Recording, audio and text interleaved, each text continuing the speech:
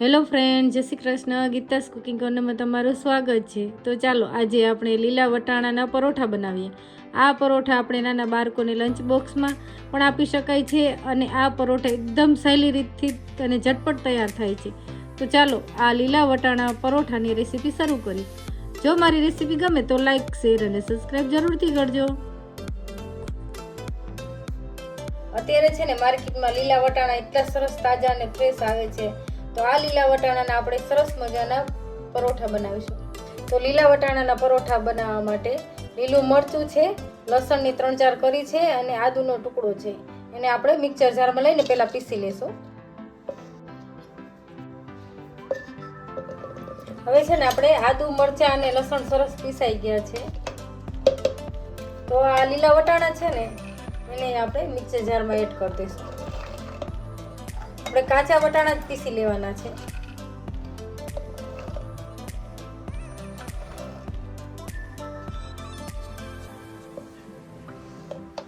આપણા વટાણા અને આદુ, મરચાં, લસણ સરસ મજાના પીસાઈ ગયા છે.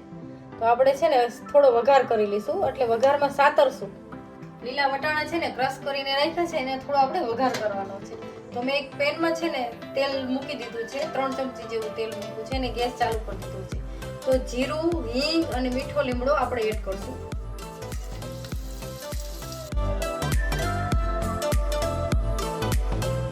હવે છે ને આ ક્રશ કરેલું છે ને એને પણ આપણે એડ કરશું.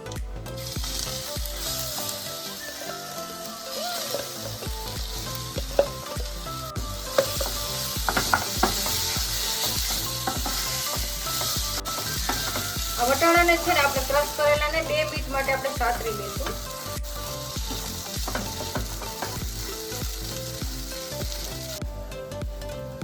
2 મિનિટમાં એકદમ સરસ કૂક થઈ ગયા છે આપણા વટાણા.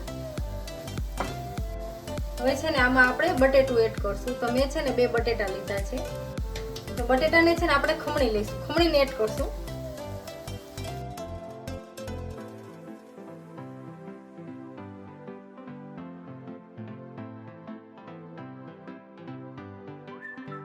આપણે બટેટું એડ કર્યું છે ને એકદમ સરસ આપણે મિક્સ કરી લઈશું.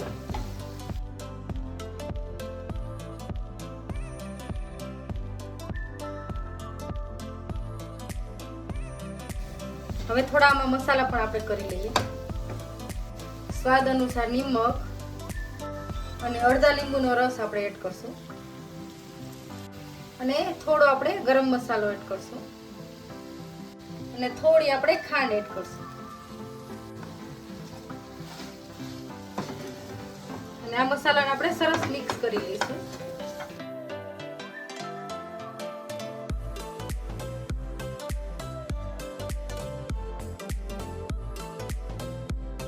હવે ઉપરથી આપણે થોડી કોથમીર એડ કરશું.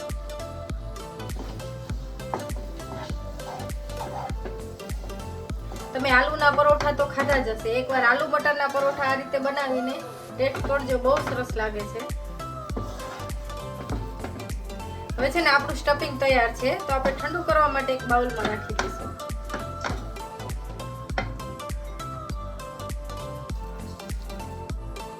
આપણું છે ને આલુ મટરનું સ્ટફિંગ એકદમ સરસ તૈયાર છે. તો આપણે આ ઠંડુ કરવા માટે રાખી દઈએ. ત્યાં સુધીમાં છે ને આપણે ઘઉંનો લોટ બાંધી લઈશું. તો આપણે જે સ્ટફિંગ બનાવ્યું છે ને એમાંથી 4 પરોઠા બનશે. તો એના માટે મેં એટલો જ ઘઉંનો લોટ લીધો છે.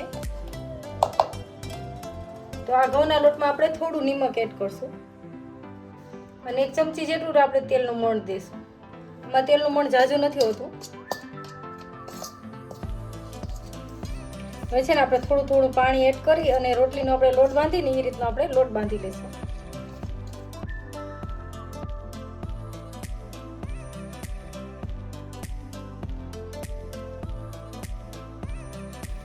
આપણો લોટ બંધાઈ ગયો છે. આપણે તેલ ઉપરથી સ્પ્રેડ કરશું.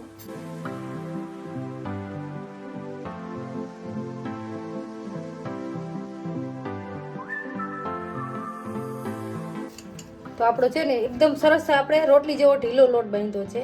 હંમેશા કોઈ પણ સ્ટફિંગ ભરવાનું હોય ત્યારે આપણે આ રીતે ઢીલો લોટ બાંધવાનો. કઠણ લોટ હોય ને તો સ્ટફિંગ બધું હોય ને એ બહાર નીકળી જાય. તો આ રીતે સોફ્ટ લોટ બાંધીને તો અંદર સરસ મજાનું ભરી શકાય અને વણી પણ સરસ શકાય. આને છે ને 2 મિનિટ માટે આપણે ઢાંકીને રહેવા દઈશું. હવે છે ને 2 મિનિટ થઈ ગઈ છે, તો આપણે લોટ છે ને સરસ સેટ થઈ ગયો છે, આપણે પૂણવી લઈએ.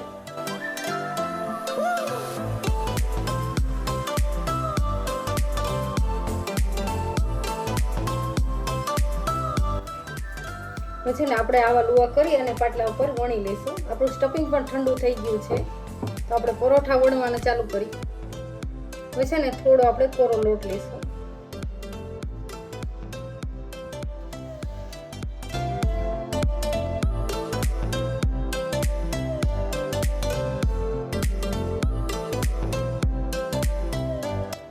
ઉપરથી છે ને આ મિશ્રણ આપણે મૂકી દઈશું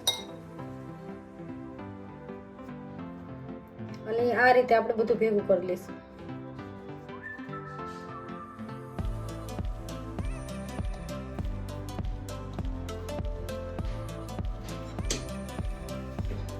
અને પાછું આપણે વણી લઈશું.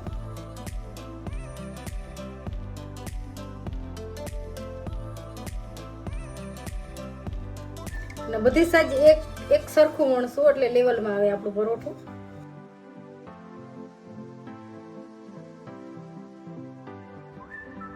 આપણું પરોઠું સરસ વણાઈ ગયું છે, તો મેં છે ને તવી ગરમ કરવા માટે રાખી દીધી છે, એની ઉપર આપણે એડ કરી દઈશું. આ રીતે આપણે બીજું પણ પરોઠું વણી લઈશું.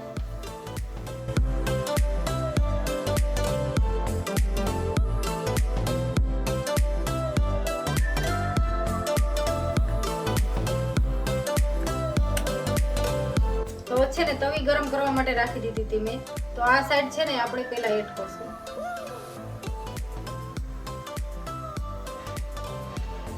હવે છે ને આપણે સાઈડ ચેન્જ કરી લઈશું અને થોડું આપણે ઘી એડ કરશું. હવે છે ને આપણે સાઈડ ચેન્જ કરી લઈએ. આપણે બીજી સાઈડ પણ ઘી લગાવી દઈએ.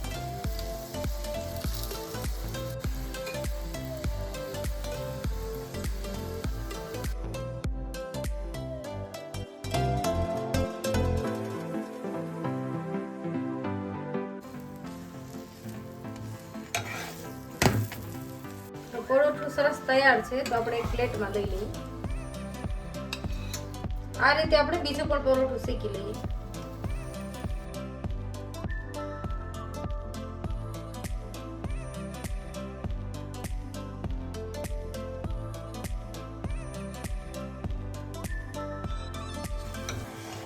આપણું બીજું પણ પરોઠું એકદમ સરસ ચડી ગયું છે, તો આપણે પ્લેટમાં લઈ લઈએ.